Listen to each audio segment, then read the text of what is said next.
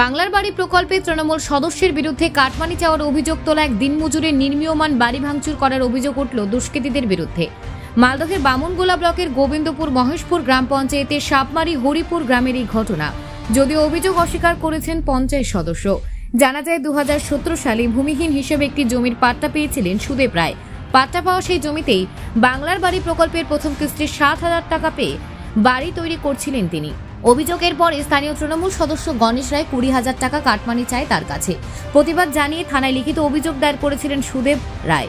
অভিযোগ দায়ের করবার পর এবং কাটমানি চাওয়ার প্রতিবাদ করায় গভীর রাত্রে তৃণমূল সদস্যের নেতৃত্বে দুষ্কৃতীরা তার নির্মীয়মান বাড়িতে হামলা চালায় এবং একাধিক পিলার ভেঙে ফেলা হয় বলে অভিযোগ করেছেন তিনি।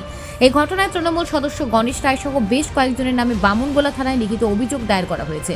এ বিষয়ে অভিযোগকারী ভাস্কর রায় জানান, রাত 10টা নাগাদ গ্রামবাসীর কয়েকজনের পরিচালনায় গোটা গ্রামবাসী মিলে আমাদের যে তৈরি করেছিলাম 4টা পিলারগুলো ভেঙে দিয়েছে এবং ঢেল ইট পাটকেল মেরে আমাদের বাড়ির যে টাল ছিল, তারপরে টিনের ঘর ছিল, সেগুলোও ভেঙে দিয়েছে এবং আমাদের প্রাণে মারার জন্যে তাড়া করেছিল। আমরা আতঙ্কে আছি এবং ভয়ে বাড়ি থেকে বেরোতে পারিনি। যখন বাড়ি থেকে বেরোতে যাচ্ছি তখন আমাদের বাঁশ দিয়ে, লাঠি দিয়ে, অনেক কিছু যন্ত্র দিয়ে আমাদের তাড়া করছিল এবং আমাদের যে তৈরি করা পিলারগুলো আমাদের জায়গায় সব পিলার ভেঙে দিয়েছে। কোন বাড়ির পিলার? এটা ইন্দিরা আবাস যোজনা, মুখ্যমন্ত্রীর বাংলা আবাস যোজনার যে প্রকল্পটা দিয়েছিল সেই প্রকল্পের ঘর পেয়েছিলাম, সেই ঘরটাই আমাদের করতে দিল না এবং যত জিনিস ছিল সব নষ্ট করে দিয়েছে। এর আগেও তো আপনি অভিযোগ করেছিলেন মনে হয় না? হ্যাঁ, এর আগেও আমরা অভিযোগ করেছিলাম। আমি বলেছিলাম যে আমাদের প্রাণে মারার হুমকি দিচ্ছিল, কিন্তু আজ কালকে গত রাত 10টা নাগাদ আমাদের সেই হুমকিটা তারা কার্যকর করেছে।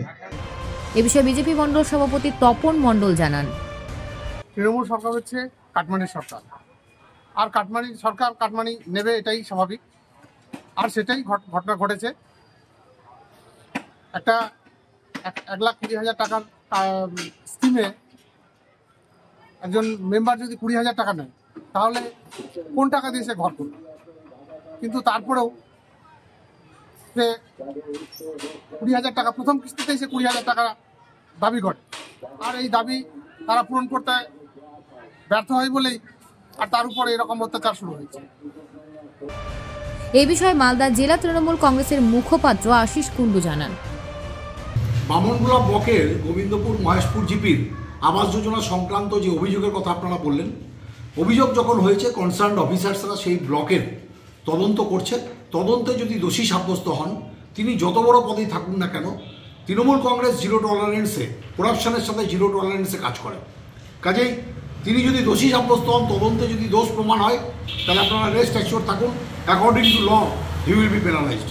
আর বিজেপিকে অভিযোগ করছে, দ্যাট ডাজন্ট ম্যাটার, কারণ বিজেপি না মানুষ মরলে যায়, না মানুষ জন্মালে যায়, না দুর্গাপূজায় থাকে, না ঈদে থাকে। মালদা থেকে পরিতোষ সরকারের প্রতিবেদন, নিউজ টুডে।